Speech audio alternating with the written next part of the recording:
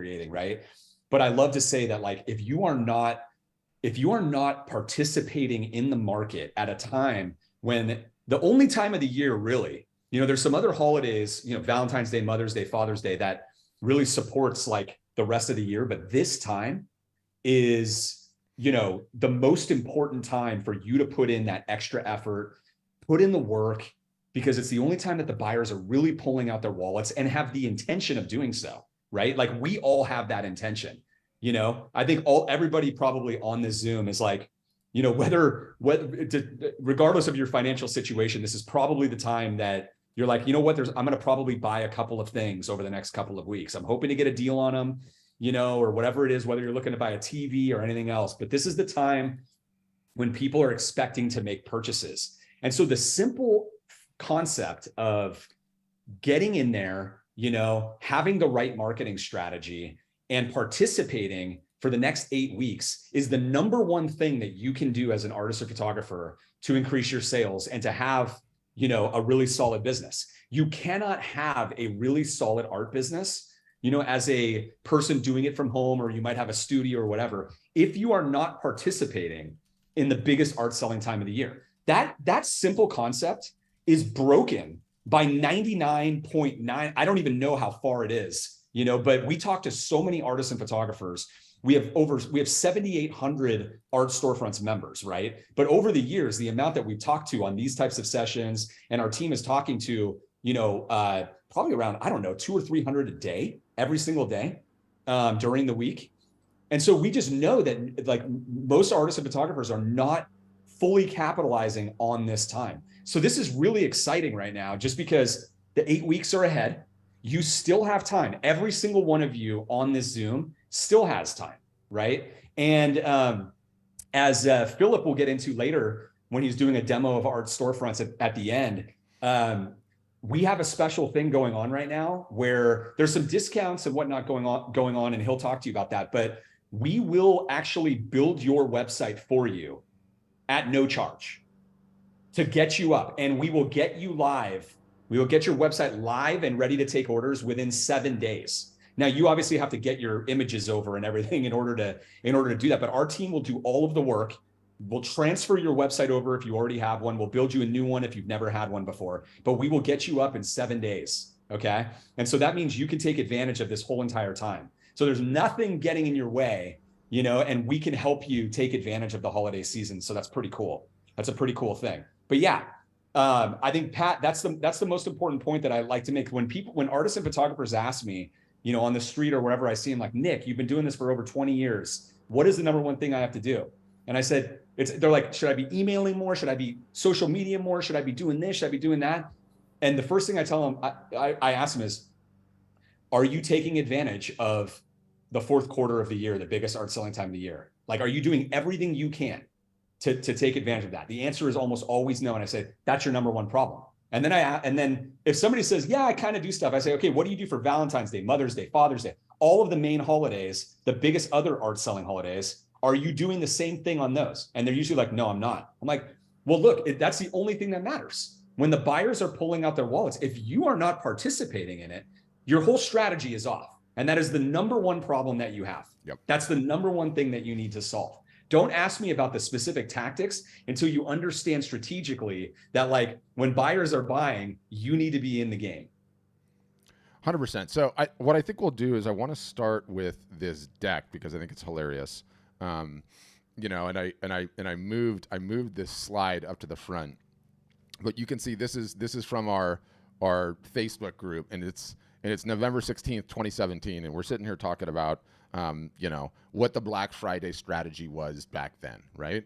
And why I love this is because we're growing and maturing as a business, and we're hitting our stride. We're in year like 7 or 8. But one thing that's never changed in all of that time is the importance of Black Friday. Okay. And I show the 2017 to give some context. Like, we have a significant amount of data on this now, right? Like, we know what happens year after year after year and what it looks like and why the fourth quarter is the biggest art selling time of the year, number one. And number two, specifically the month of November, because of Black Friday, because of Cyber Monday, because of the run up to Christmas, is the number one time to be an artist and a photographer attempting to sell wall art and selling as much of it as you can. And it's like we look at our individual buyers' numbers sometimes, and it's like the bars. We didn't put numbers on here, so we don't want to like embarrass these folks or whatever, or share their stuff. But you can see, like, in terms of the sales that they do, you know, the last months of the year, the ramp up is just absolutely crazy. And this is like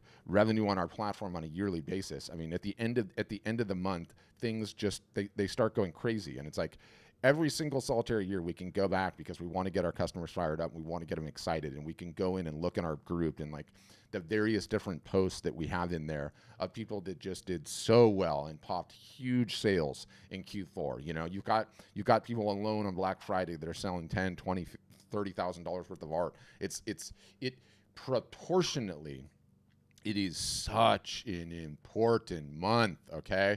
It is so critical to understand this, to be prepared. And inevitably what happens is, you know, summer ends, back to school, whatever stuff you have going in your life, like the fourth quarter is over in like a blink. It always is, right? Like crazy. There's Halloween, and we're all doing Halloween parties and this and that and dressing up and whatever you're doing and getting candy, and kids come by your house. And then the next thing you know, poof, Black Friday and Cyber Monday are there. What you guys normally do, okay, is decide 1 week ahead of time, you know what I should probably do? I should probably run a sale this year. And the problem is that if you start 1 week ahead of time, it's already too late, okay? It's already too late. There is still time between now and Black Friday and Cyber Monday to get your house in order, to get your ducks in a row, to get a sale in the water. And very simply, at a high level, it is doing some pre-marketing. Okay, it's doing some pre-marketing, and it's understanding the sale. So I thought we would start at a high level, Nick, and we can kind of go quickly through it, talking about the pricing that they should have and the product makeup. Okay, and these two things are one of the fundamental areas in which I see so many artists and photographers leaving money on the table, missing out on sales, not acquiring customers because they don't understand their pricing and they don't understand the lineup that it takes to get it.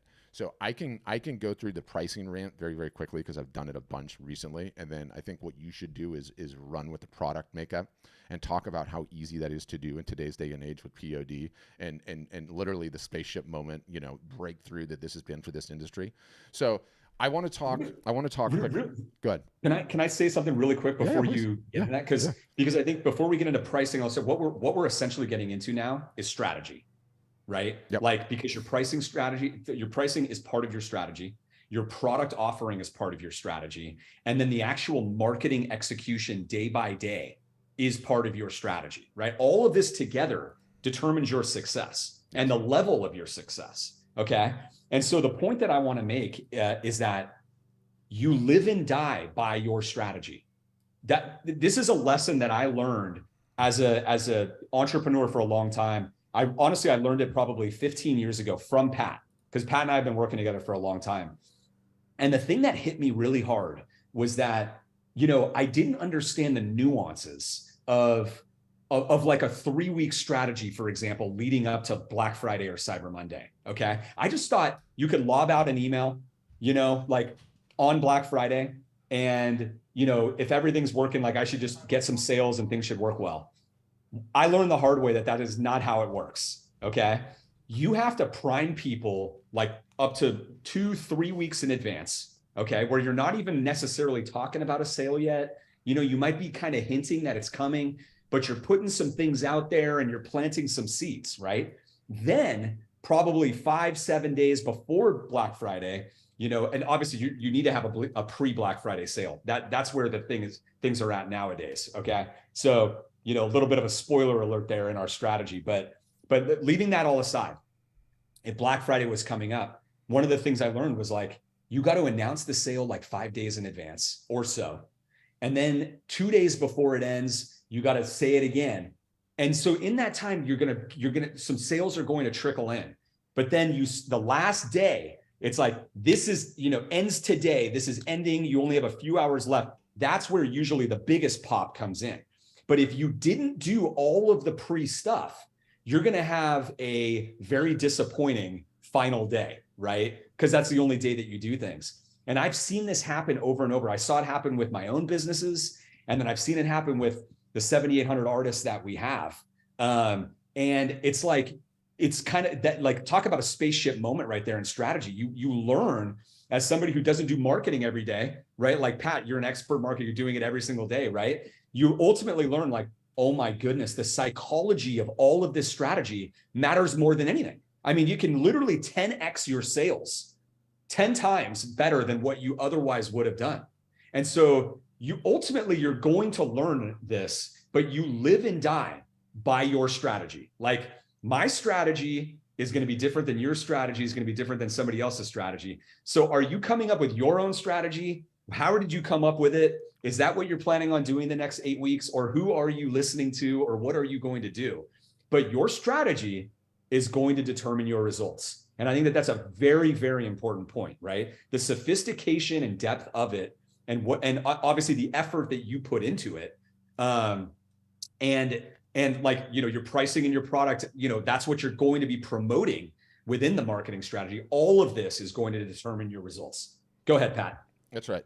And so I'll cover this on my end of the pricing at a high level. It's one of the biggest issues that artists and photographers have is they think because they sell art and photography that they're somehow different, that they don't have to, follow the rules of the business. Everyone says like, ooh, I want to have a business and I want to have one that's growing. And then they go and make decisions that keeps them on the road to hobbydom, right? Or keeps the business from grabbing the next rung of the equation. And a lot of this centers around POD. A lot of this centers around the product offering that you're going to have in place, okay? And there's only 3 ways to grow an art business, you guys. There's only 3 ways. Number 1, acquire new customers. Number 2, increase the AOV. AOV stands for average order value when someone does purchase something on your site, and there's a number of different ways to do that. And then the third, which is perhaps the most important, is get repeat business. Get customers that have purchased something already to come back. Fantastically, that is something that happens in the art and photography world because collectors like collecting things. They get extremely bonded to artists and their work, and they will purchase again and again and again. No one ever pays attention to number 2 and number 3. Everyone always works on how do I acquire new customers? How do I acquire new customers? How do I acquire new customers? Very few people focus on how do I get more revenue out of a customer when they're there? And then how do I get that customer to come back and purchase again? And why did I bring that up first? I thought we were going to talk about pricing. When you have a proper range of pricing set up on your website, okay, you stand the best chance at acquiring customers. An artist, a photographer that has been in business for any period of time realizes that you guys are all playing the long game, okay? You're going to be selling your art or your photography for the rest of your lives. If you want that business growing year over year over year, your job is to acquire as many customers as possible. One of the most intelligent ways from a strategic standpoint to do that is to have a proper range of pricing. And the reason for that is everyone on this call, us, art storefronts as a business, anyone marketing period, all of your followers, okay, are inevitably going to fall into the socioeconomic bell curve. On one end of the bell curve, you have the lower income folks and socioeconomic status.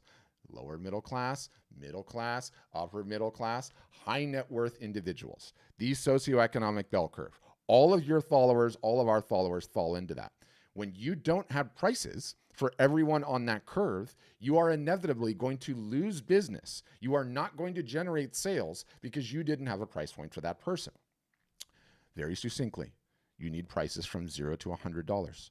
You need prices from $100 to $1,000, and you need prices over $1,000. You need non-wall art as a part of the lineup.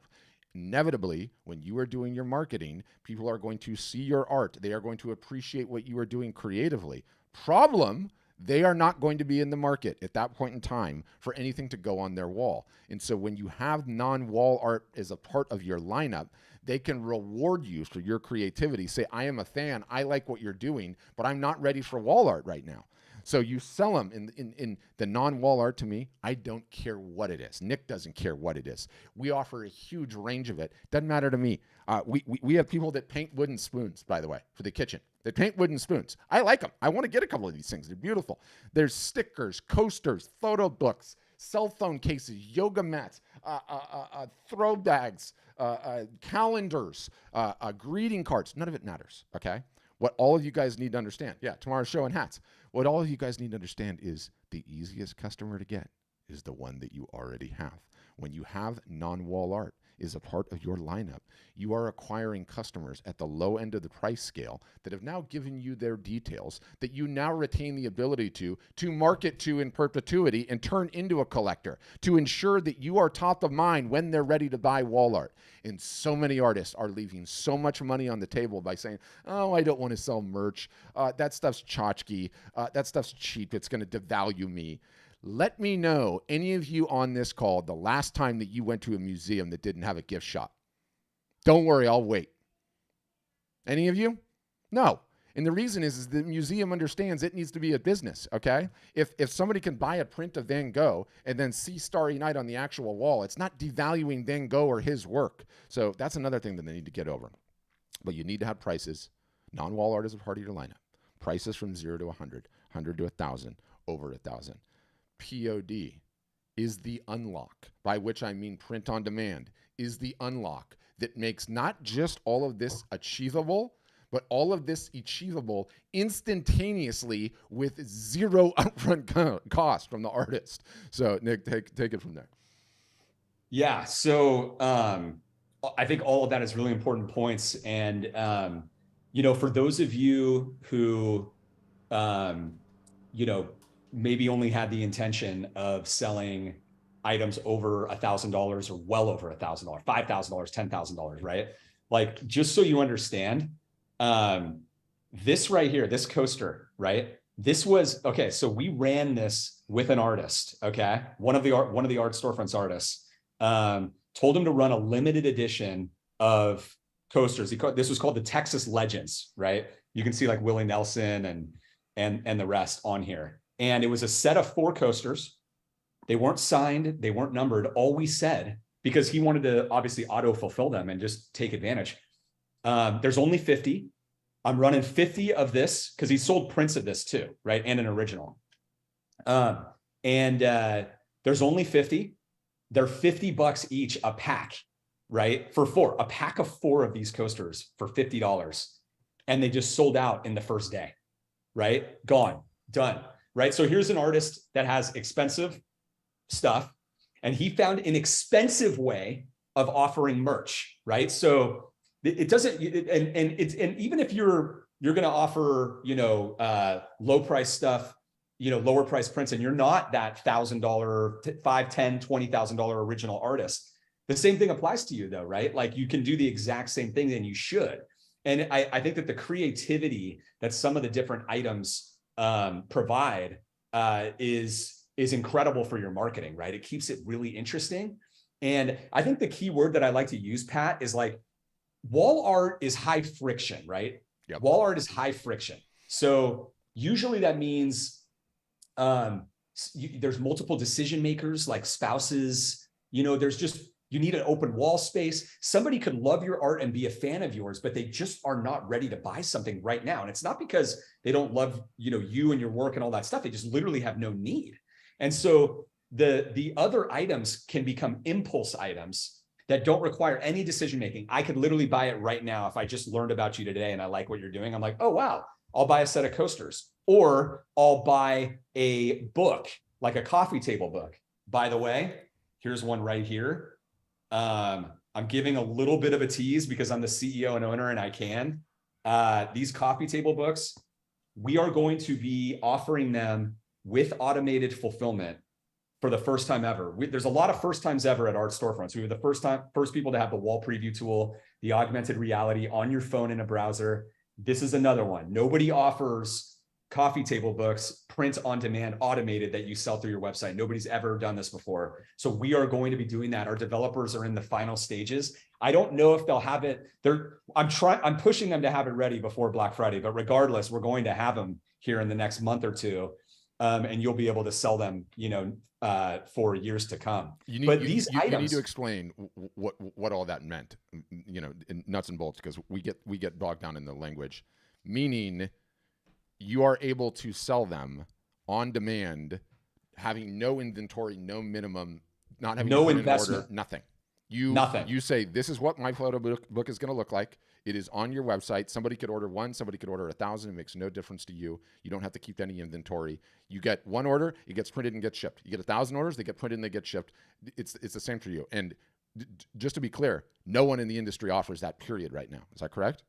Correct. Nobody's ever offered it. It's very hard. It's a big deal. Like, how do you make a book on the fly, right? Like with image, there's complications to it. There's a, if you noticed on that one, there's like a, logo on the front, there's the first page, there's some information, some different things like that. And so there's layouts, like the layout might differ on different pages versus others. So you don't want to make it look like a cheesy, photo book, like $20 photo book that you can get from Google. You want it to look good, like, a presentation level that's on par with, a fine artist, So anyways, as far as your product mix is concerned, you should have canvas, you should have art paper, like one canvas option. You don't need 3, just one canvas option. Okay. And you can choose from the super highest end or all down to an economy grade. If you're selling more decorative art, your costs will be way lower on an economy grade canvas. If you're selling super high end, you can have the Ferrari of canvases. Okay. We offer the entire range, bottom to top. Same with art paper, same with photo paper, right? So you should have a canvas, one canvas. You should have one art paper, smooth or textured, like a 200 to 300 gram, something like that. Fine art paper. Probably have a photo paper. That one I always say is kind of optional because the photo papers are much less expensive, for your cost. And you may or may not, and you'll have a lower price point on that. It's an easy way to have a lower price point. Most people have one. Some people choose not to. That's your call. But if you have one, choose one, like a high gloss. If you think a high gloss works great with your work, or like a semi-gloss, right? And then you must offer metal, whether you think metal works well for your, the amount of times that I have had an artist tell me that, I don't like metal. Like, I don't think that it works well with my work. Like, I'm telling you, 90% of them have been turned around, okay, when they actually saw one of their prints with it, and then also saw that people are buying them over what you thought your customers should have, right? And I think it's super important because if I have a home that's modern, like canvas is not modern, like a gallery wrap is not modern, it's kind of more, what's the word, like traditional or whatever. Modern homes, you want to have like those hard edges. Metal works really well. So does acrylic, right? So you should be offering metal. Metal is one of the hottest selling items out there. So you don't want to not have that. Acrylic, and there's wood as well, right? You could say some of those, like acrylic and wood, are somewhat optional. I would be offering them because you just don't know what the person on the other end of the screen is going to be buying from you. This is your gallery. It's going to be open 24/7 to the world, right? That's the whole point of having a proper online art gallery, your website, right? That's what it's supposed to be, where people can buy from you 24/7. This is your store. You want to have all of the items that they might want. You want to think interior designer. If an interior designer, like somebody who's going to go outfit a hotel, right? Or an office, okay, for a company, they have their design, idea for what they're going to do. And you need to make sure that your art fits into that. So if there was a customer of ours that got an order for like 200 different metal pieces, right? And they told us that the interior designer said, I was only shopping for metal art because the owners of the hotel, they wanted to put metal in every single room. They wanted one big metal print behind the bed in every hotel room, right? So if you didn't offer metal, you literally were off the table, unless, despite anything else that you had, despite if they loved your art, it was just off the table. So when we're talking about pricing and the product mix, the most important thing to think about here is that your business will have a ceiling in terms of the possible revenue, the possible sales that it can generate, okay? And what Patrick is talking about and what I'm talking about is giving your art the highest potential revenue that you can get, okay? That is super important. You don't want to be leaving anything on the table.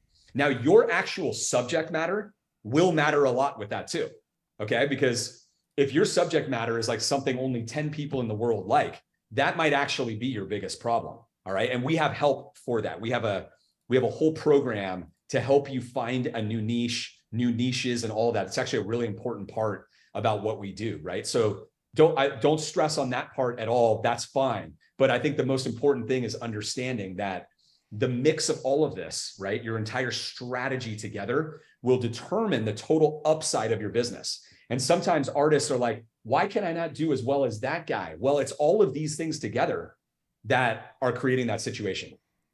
Yeah, and I think like, you know, one of the really really important things to say, and it's funny because Nick will tell you he's been in this business for a long time. We sort of both have, and if you look at the arc of this business, like back in the day, it was selling originals, right? And there was serography and lithography, you know, to do prints, and then G-Clays got introduced, right?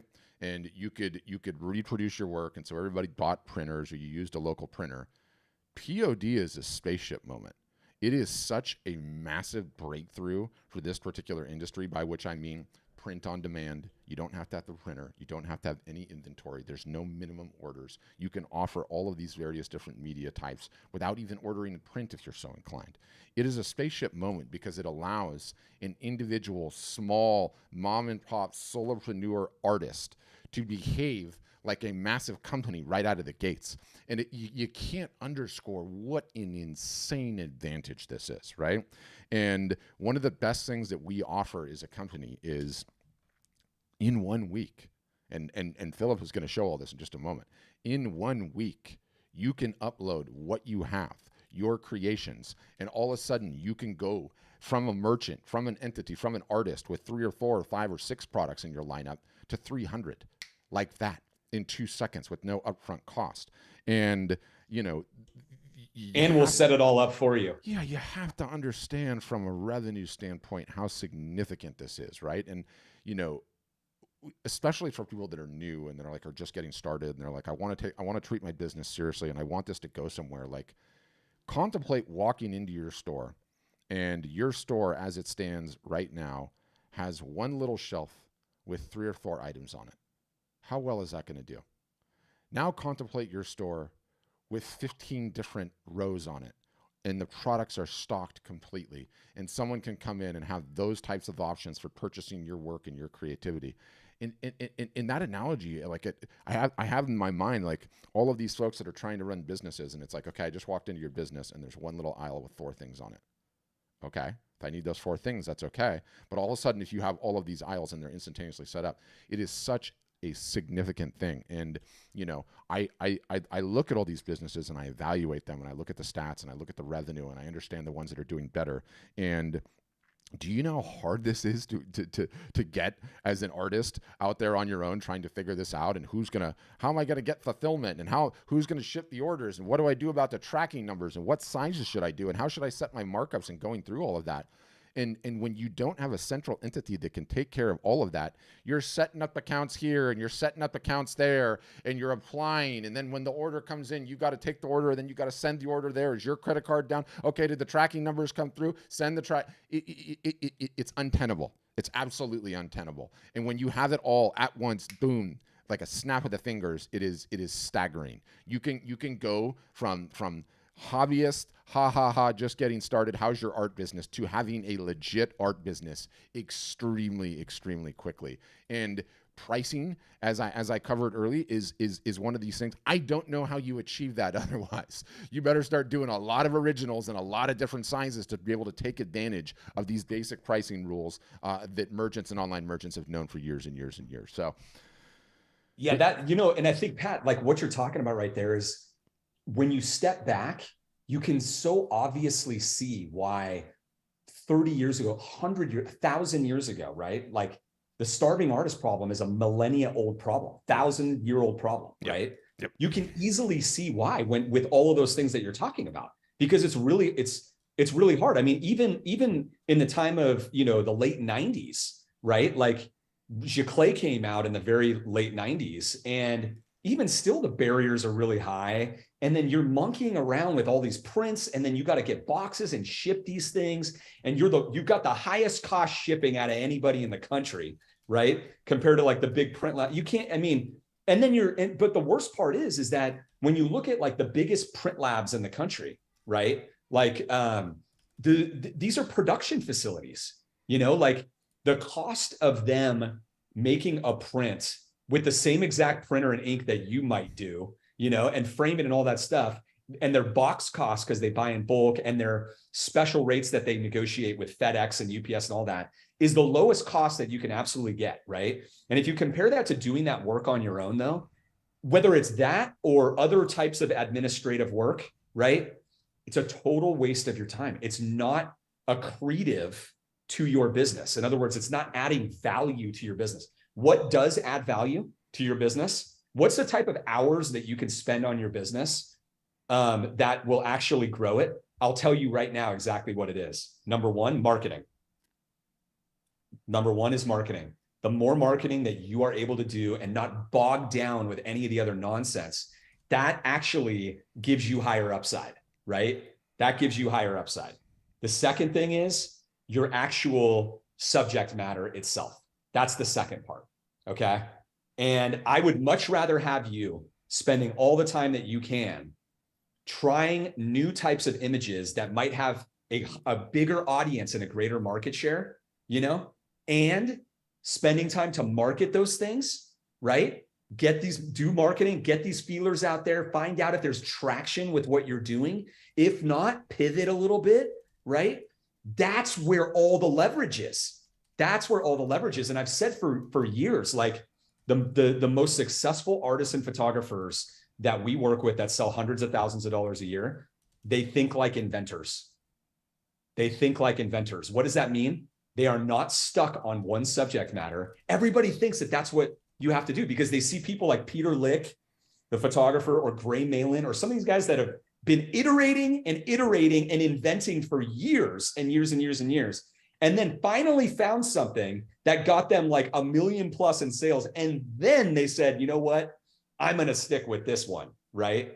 But the artists and photographers that we work with that are selling hundreds of thousands of dollars a year are constantly iterating, okay, and trying new things and expanding the market size, the ceiling of their business, you know? And so when these are the right things to be working on that actually will give you the possibility of raising your sales, that's why I want you to be able to work on those things. And our mission, that's why our mission as a company at Art Storefronts, our mission is to solve the starving artist problem. But on a day-to-day basis, we need to do everything we can to take all the BS out of your day through software, marketing plans, template creation, and, you know, give you email templates that are ready to go, that we know are working already, that have worked for years for our customers, right? And are updated all the time.